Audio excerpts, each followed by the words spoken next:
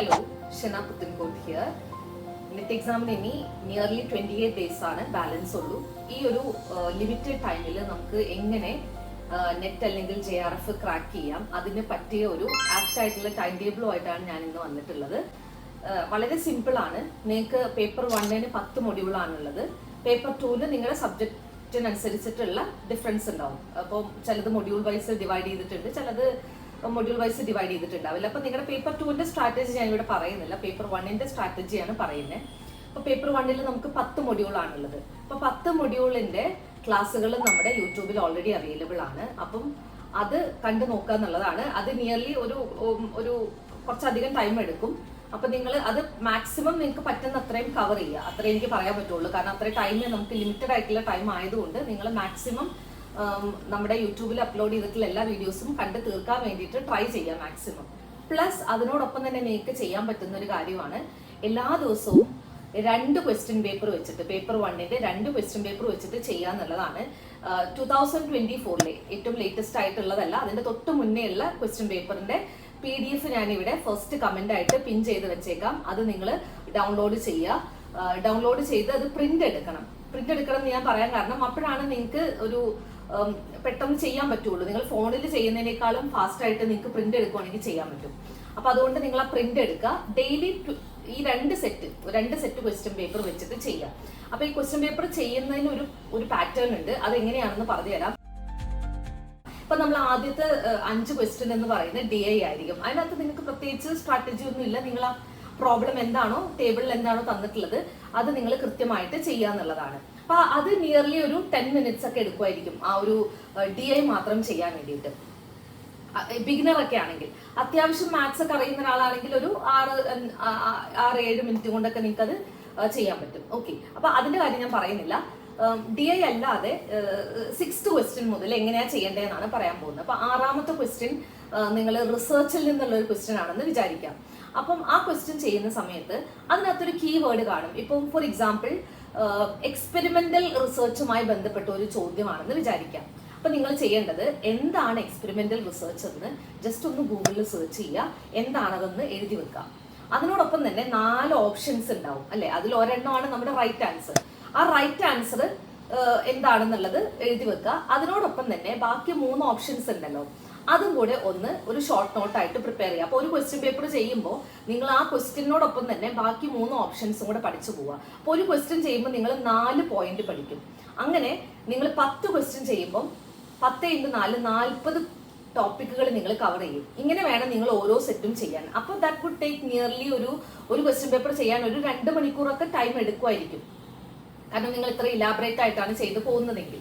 പക്ഷേ it is worth. കാരണം നിങ്ങൾ അത്രയും ചെയ്യുകയാണെങ്കിൽ ഒരു സെറ്റ് ചെയ്യുമ്പോൾ തന്നെ നിങ്ങൾ നിയർലി ഒരു 50 ക്വസ്റ്റ്യൻസ് അല്ലേ, നമ്മൾ DIയുടെ കാര്യം മാറ്റി നിർത്താം. DIയിൽ 5 ക്വസ്റ്റ്യൻ മാറ്റി നിർത്തി കഴിഞ്ഞാൽ 45 ചോദ്യം, 45 × 4 അത്രയും ക്വസ്റ്റ്യൻസ് നിങ്ങൾക്ക്, അത്രയും ഏരിയ നിങ്ങൾ കവർ ചെയ്യുവാണ് ഇങ്ങനെ ചെയ്യുമ്പോൾ. അപ്പൊ ഡെയിലി നിങ്ങൾ 2 ക്വസ്റ്റ്യൻ പേപ്പർ എങ്കിലും മിനിമം ചെയ്യുക. ഞാൻ അതിന്റെ PDF താഴെ നിങ്ങൾക്ക് ഡൗൺലോഡ് ചെയ്യാൻ പറ്റുന്ന രീതിയിലുള്ള ഫോർമാറ്റിലുള്ളത് ഞാനിവിടെ കൊടുത്തേക്കാം. അത് നിങ്ങൾ തീർച്ചയായിട്ടും പ്രിന്റ് എടുക്കുക തന്നെ ചെയ്യണം. എന്നിട്ട് നിങ്ങൾ ഓരോ ക്വസ്റ്റ്യനും, പിന്നെ നിങ്ങൾക്ക് വേണമെങ്കിൽ ഇങ്ങനെ ഒരു കാര്യം ചെയ്യാം, ഓരോന്ന് ടോപ്പിക് വൈസ് ആയിട്ട് സെഗ്രിഗേറ്റ് ചെയ്യാം. അതായത് നിങ്ങൾ ആൻസർ എഴുതുന്ന സമയത്ത് ഇപ്പം 6ാമത്തെ ക്വസ്റ്റ്യൻ റിസർച്ച് ആണെങ്കിൽ റിസർച്ച് എന്ന് പറഞ്ഞിട്ടൊരു ഫയൽ വെക്കുക. ആ റിസർച്ചിന്റെ ഫയലിലേക്ക് ആ ക്വസ്റ്റ്യൻ എഴുതുക, അതിന്റെ 4 ഓപ്ഷൻസ് എഴുതുക, 4 ഓപ്ഷൻസിന്റെയും ഇലാബറേറ്റഡ് ആയിട്ടുള്ള പോയിന്റുകൾ എഴുതി വെക്കുക. പിന്നെ അടുത്ത ക്വസ്റ്റ്യൻ കമ്മ്യൂണിക്കേഷൻ ആണെങ്കിൽ കമ്മ്യൂണിക്കേഷൻ ഒരു ഫയൽ സെപ്പറേറ്റ് മാറ്റി വെക്കുക. അങ്ങനെ ചെയ്യാം. ഇനി അതല്ല, ഒരു ക്വസ്റ്റ്യൻ ഫുള്ളായിട്ട് ഒറ്റ ഫയലായിട്ട് വെക്കുവാണെങ്കിൽ നിങ്ങൾക്ക് അങ്ങനെ ചെയ്യാം. അത് നിങ്ങളുടെ സൗകര്യമാണ്. പക്ഷേ നിങ്ങൾ സെപ്പറേറ്റ് ഓരോ ക്വസ്റ്റ്യനും സെപ്പറേറ്റ് ഫയൽ വെക്കുവാണെങ്കിൽ ഉള്ളൊരു ഗുണം, നിങ്ങളിപ്പോ ഇത്തവണ നിങ്ങൾ അത്രയും പ്രിപ്പയർഡ് അല്ല, നിങ്ങളിപ്പോ ജസ്റ്റ് ഒന്ന് എഴുതി നോക്കുവാണ് എന്നുള്ളവരുടെ കേസാണ് ഞാൻ ഈ പറയുന്നത്. ഇത്തവണ അത്യാവശ്യം നല്ല ഗ്രൗണ്ടഡ് ആയിട്ടൊക്കെയാണ് പോകുന്നതെങ്കിൽ നിങ്ങൾ അതൊന്നും ചെയ്യേണ്ട, ഇത്തവണ ക്രാക്ക് ചെയ്യുക എന്നുള്ളതായിരിക്കണം നിങ്ങളുടെ എയിം. ഇനി അതല്ല, നിങ്ങൾ ഇത്തവണ ജസ്റ്റ് ഒന്ന് എഴുതി നോക്കാം, നെക്സ്റ്റ് ടൈം ആണ് ഞാൻ നന്നായിട്ട് ഹാർഡ് വർക്ക് ചെയ്ത് പഠിക്കുന്നത് എന്നുള്ളവരാണെങ്കിൽ ഈ ഒരു 28 ഡേയ്സ് നിങ്ങൾ നെക്സ്റ്റ് എക്സാമിന് വേണ്ടിയിട്ട് നിങ്ങളെ കുറച്ചും കൂടി എളുപ്പമാക്കുന്ന രീതിയിൽ നിങ്ങൾക്ക് ഇങ്ങനെ ചെയ്യാം. അതായത് ഓരോ ക്വസ്റ്റ്യനും ടോപ്പിക് വൈസ് ആയിട്ട് സെഗ്രിഗേറ്റ് ചെയ്യുക. അപ്പൊ നിങ്ങൾക്കുള്ളൊരു ഗുണം എന്താണെന്ന് വെച്ചിട്ടുണ്ടെങ്കിൽ നെക്സ്റ്റ് ജൂൺ എക്സാം എഴുതുന്ന സമയത്ത് നിങ്ങളിപ്പം റിസർച്ചിലെ ടോപ്പിക്കുകളെല്ലാം പഠിച്ചു കഴിഞ്ഞു. നിങ്ങൾക്ക് റിസർച്ചിലെ PYQ ചെയ്യണം. അപ്പൊ നിങ്ങളുടെ കയ്യിൽ ഓൾറെഡി ആ PYQ നിങ്ങൾ സെഗ്രിഗേറ്റ് ചെയ്തുകൊണ്ട് നിങ്ങൾക്ക് റിസർച്ചിലെ PYQ സെപ്പറേറ്റ് ആയിട്ട് തന്നെ ചെയ്യാൻ പറ്റും. അപ്പൊ അത് നിങ്ങൾക്ക് നെക്സ്റ്റ് എക്സാമിന് നിങ്ങളെ ഹെൽപ്പ് ചെയ്യും. അപ്പൊ ഈ ഒരു പാറ്റേണിൽ ഫോളോ ചെയ്യുകയാണെങ്കിൽ PYQ മാത്രം വെച്ച് തന്നെ നിങ്ങൾക്ക് JRF ക്രാക്ക് ചെയ്യാം. ഇതെന്റെ ഒരു എക്സ്പീരിയൻസ് വെച്ചിട്ടാണ് ഞാൻ ഷെയർ ചെയ്യുന്നത്. PYQ മാത്രം പഠിച്ചാൽ മതി. പക്ഷെ ബേസിക് ആയിട്ടുള്ള ടോപ്പിക്കിനെ പറ്റിയിട്ട് ബേസിക് ആയിട്ടുള്ള ഒരു ഐഡിയ നിങ്ങൾക്ക് ഉണ്ടാവണം. അതിന് വേണ്ടിയിട്ടാണ് ഞാൻ പറഞ്ഞത് നമ്മുടെ യൂട്യൂബ് ചാനലിൽ കംപ്ലീറ്റ് വീഡിയോസ് അപ്ലോഡ് ചെയ്തിട്ടുണ്ട്. അത് ഓരോ ടോപ്പിക്കും 20 മിനിറ്റ്സ് ഉള്ള വീഡിയോസ് ആണ്. ഓരോ പാർട്ടായിട്ടാണ്. ഇപ്പൊ റിസർച്ചിന് എനിക്ക് ഒന്ന് 6-7 പാർട്സ് ഉണ്ട്. അപ്പൊ 6-7 പാർട്സ് 20 മിനിറ്റ്സിന്റെ 6 to 7 പാർട്സ് ഉണ്ട്. അപ്പൊ നിങ്ങൾ ഈ ക്വസ്റ്റ്യൻ പേപ്പർ ചെയ്യുന്നതിനോടൊപ്പം തന്നെ നിങ്ങൾക്ക് ചെയ്യാൻ പറ്റുന്ന ഒരു കാര്യം യൂട്യൂബിൽ നമ്മൾ അപ്ലോഡ് ചെയ്തിട്ടുള്ള ഓരോ വീഡിയോയും കണ്ട് പോവുക എന്നുള്ളതാണ്. കാണുന്ന സമയത്ത് കൂട്ടത്തിൽ തന്നെ നോട്ടും കൂടെ എഴുതി പോവുക. ചിലർ നോട്ട് എഴുതാൻ മടി കാരണം പലരും എൻ്റെ അടുത്ത് PPT തരുമോ എന്നൊക്കെ ചോദിക്കാറുണ്ട്. PPT തരുന്നതിൽ എനിക്കൊരു ബുദ്ധിമുട്ടില്ല. നമ്മുടെ ടെലിഗ്രാം ചാനലിൽ PPT ഞാൻ ഓൾറെഡി ഷെയർ ചെയ്തിട്ടുണ്ട്. ടെലിഗ്രാം ചാനലിന്റെ ലിങ്കും കൂടെ ഞാൻ കമന്റിൽ പിൻ ചെയ്തേക്കാം. പക്ഷെ ഒരു പ്രശ്നം എന്താണെന്ന് വെച്ചിട്ടുണ്ടെങ്കിൽ നിങ്ങൾ എഴുതുമ്പോൾ നിങ്ങൾക്ക് പെൻ മെമ്മറി എന്ന് പറയുന്ന ഒരു സംഭവം കിട്ടും. അപ്പൊ അതുകൊണ്ട് നിങ്ങൾ ഈ വീഡിയോ കാണുന്നതിനോടൊപ്പം തന്നെ എഴുതി പോവുകയാണെങ്കിൽ അതാണ് കുറച്ചും കൂടി ഹെൽപ്ഫുൾ ആവുക. PPT ഒക്കെ ഞാൻ പ്രൊവൈഡ് നമ്മൾ ചെയ്തിട്ടുണ്ട് ഓൾറെഡി, ടെലിഗ്രാം ചാനലിലുണ്ട്. പക്ഷെ നിങ്ങൾ എപ്പോഴും എഴുതുകയാണെങ്കിൽ അതായിരിക്കും കുറച്ചും കൂടെ നിങ്ങൾക്ക് പഠിക്കുമ്പം നിങ്ങൾക്ക് കുറച്ചും കൂടെ ഒക്കെ ഓർക്കാനും അതൊരു റിവിഷൻ രീതിയിലൊക്കെ നിങ്ങൾക്ക് അത് ഉപയോഗിക്കാനും എളുപ്പം, അല്ലെങ്കിൽ നല്ലത് നിങ്ങൾ കൂട്ടത്തിൽ തന്നെ നോട്ടും കൂടെ എഴുതി പോകുന്നത് അങ്ങനെ ചെയ്യുമ്പോഴാണ്. ഓക്കെ, അപ്പൊ മാക്സിമം അങ്ങനെ തന്നെ ചെയ്യാൻ നോക്കുക. ഓരോ വീഡിയോയും സമയമെടുത്ത് തന്നെ കണ്ട് എല്ലാം എഴുതി പോവുക. പിന്നെ നിങ്ങൾക്ക് നോട്ടിലേക്ക് എഴുതുമ്പോൾ നിങ്ങൾക്ക് ഹൈലൈറ്റർ ഒക്കെ വെച്ച് വേറെ കളേഴ്സ് ഒക്കെ യൂസ് ചെയ്ത് കുറച്ചും കൂടെ കളർഫുൾ ആയിട്ടുള്ള നിങ്ങൾക്ക് പിന്നീട് റിവൈസ് ചെയ്യുമ്പോൾ കുറച്ചും കൂടെ കാണാൻ ഭംഗിയുള്ള രീതിയിൽ, കുറച്ചും കൂടെ അപ്പീലിംഗ് ആയിട്ടുള്ള രീതിയിലൊക്കെ നോട്ട് പ്രിപ്പയർ ചെയ്യാം. അപ്പൊ നിങ്ങൾക്ക് അത് വീണ്ടും ഒന്ന് റിവൈസ് ചെയ്യാനൊക്കെ നിങ്ങൾക്ക് തോന്നുന്ന രീതിയിൽ നോട്ട് പ്രിപ്പയർ ചെയ്യുക എന്നുള്ളതും വലിയൊരു കാര്യമാണ്. അതായത് നമുക്ക് ഒട്ടും വായിക്കാൻ തോന്നാത്ത രീതിയിൽ നോട്ട് എഴുതുമ്പോൾ നമുക്ക് പിന്നീട് അതിലേക്ക് നോക്കാൻ ഒരു ബുദ്ധിമുട്ടുണ്ടാവും. അപ്പൊ അതുകൊണ്ട് പല കളേഴ്സ് ഒക്കെ വെച്ചിട്ട് നോട്ട് എഴുതുകയാണെങ്കിൽ അത് കുറച്ചും കൂടെ നല്ലതായിരിക്കും നമുക്ക് പിന്നീട് റിവൈസ് ചെയ്യുമ്പോഴൊക്കെ.